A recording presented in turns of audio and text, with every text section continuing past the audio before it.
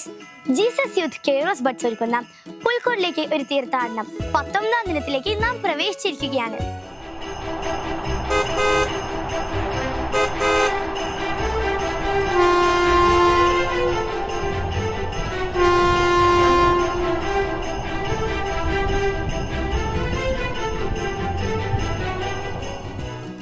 എങ്കിൽ നമുക്ക് മനോജനെ കേട്ടാലോ.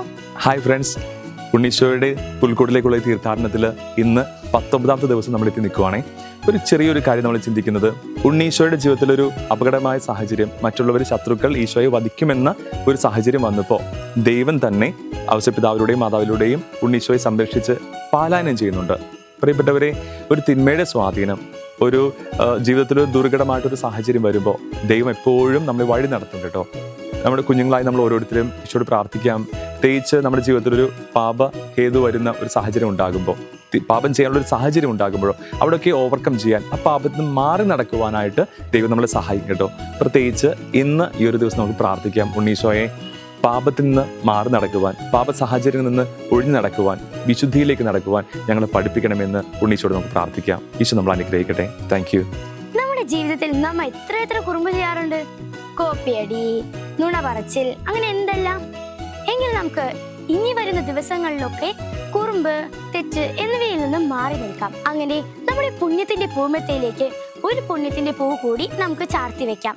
ഹായ് കൂട്ടുകാരെ, ഇന്ന് 19ാമത്തെ ദിവസമാണ്. ഇന്ന് മനോജൻ നമുക്ക് പറഞ്ഞു തന്നത് തിന്മയിൽ നിന്ന് അകന്നു നിൽക്കാമെന്നാണ്. അപ്പൊ ഞാൻ ഇവിടെ പൂ എടുത്തിട്ടുണ്ട്. പൂവിൽ തിന്മയിൽ നിന്ന് എഴുതിയിട്ട് ഒരു ഹൈഫൺ ഇട്ടിട്ട് അകലാം എന്നാണ് ഞാൻ എഴുതാൻ പോകുന്നത്. തിന്മ ഹൈഫൺ ഇട്ടിട്ട് അകലാം.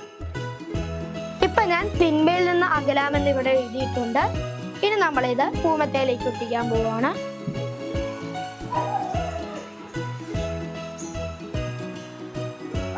അങ്ങനെ നമ്മൾ ഉണ്ണീശോയുടെ പൂമത്തയുടെ 19ാമത്തെ പൂ ഇവിടെ റെഡി ആയിട്ടുണ്ട്. ഇനി നമുക്ക് നാളെ മറ്റൊരു പൂവ് ഉണ്ടാക്കി നമുക്ക് നാളെ കാണാം. ബൈ. നമ്മുടെ കുഞ്ഞു കൂട്ടുകാരോടൊപ്പം സുഹൃത ജപം ചൊല്ലി നമുക്ക് ഇന്നത്തെ തീർത്ഥാടനം അവസാനിപ്പിക്കാം. നമുക്കിന്നത്തെ സുഹൃത ജപം ഏറ്റുചൊല്ലാം. ഉണ്ണീശോയെ, എല്ലാ തിന്മകളിൽ നിന്ന് അകന്നു ജീവിക്കാൻ ഞങ്ങളെ സഹായിക്കണമേ.